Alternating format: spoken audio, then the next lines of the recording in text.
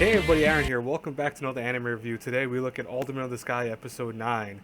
So overall, very slow episode at the beginning, but it was still very funny. It had some great moments at the beginning and also led up to a very nice climactic battle in many ways. I mean, I don't think it's per se the end of the arc that we're in right now, but it will definitely go toward the end of it, I guess, from here on out. But anyways, let's talk about what happened in the episode. So we see that, Ikta and his group actually finally get to the top of the mountain at one point, and they meet up with now the now guy from he was used to be a lieutenant, now he's a captain, and they meet up to find out what they're planning to do. They plan on separating the forces into like three arcs and kind of hit them from every side, thus causing it where they really can't do very much because they'll be bottlenecked together at one point if they even try to retreat. So essentially, it's like a kind of pincer attack in many ways.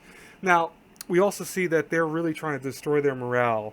And the thing is that with the morale destroyed, it's really causing some kind of, I want to say dislike, of course, for the army, which is understandable. Which, I mean, that's, I would say I'd be pissed off too if my house was destroyed in an arson type attack and almost seeming like it wasn't a big deal.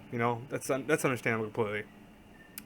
Ikta really has to deal with the. Then he's Ikta is kind of promoted per se. He's now a petty commander, I believe he is now. So he's promoted to kind of take care of all these refugees, and he does that by showing them their new home, quote unquote, which is a bunch of tents. They really react to that piss poorly. There's one kid who starts throwing rocks at him, and runs over to him and hits him, and it starts biting his jacket and stuff like that. And it's understandable. I mean, again, this is hard, and this is especially hard for someone that is a kid or a child. That's going to be tough for them. And what's cool is Ekta handles it pretty well. He flicks the kid's nose, which causes a little nosebleed, and the people get kind of pissed off at that. But what he did that on purpose. He would hope that the one other commander hit him really hard, and would hope that it would take some attention off because he would treat everyone else now nicely.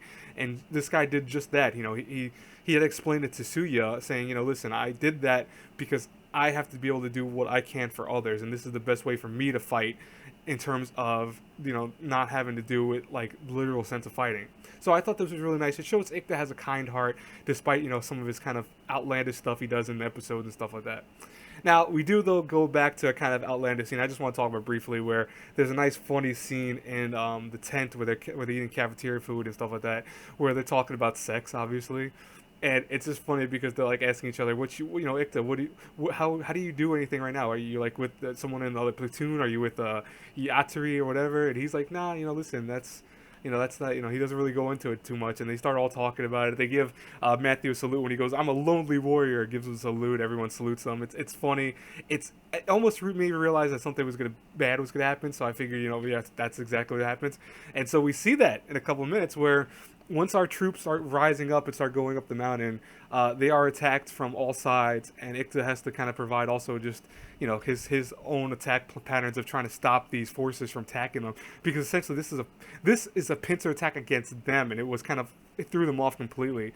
Yatsuri goes up and actually fights I think her name's Nana, the commanding chief of their group, and she kicks ass, this girl. Oh my god. She spins on these swords that she has on the ground. It's really cool. I think it was one of the coolest fights of the series so far.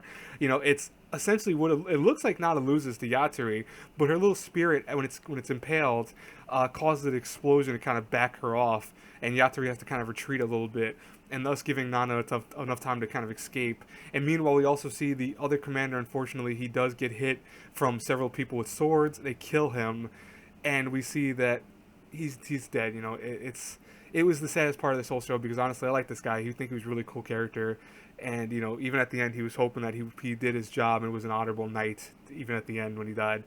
Now, in many ways, Nana thinks, okay, at least I came out victorious, excuse me. I should be okay. She goes back home. She's happy to go back home. Her home's on fire. So obviously the troops got to there and probably burned it a lot, burned the village down and all that. So, it shows war has multiple losses. Even though Nana technically won the day by retreating and getting away safely and took out some very, high-ranking officers in many ways in the other fight, what did she gain? What did she lose? It's a very interesting thing. That's one thing I love about Alderman. It kind of presents these things towards you. Anyways, guys and girls, I will talk to you all later. Have a great day. As always, hit that like button, subscribe button, share button. Bye-bye, everyone. Have a blessed day, everyone.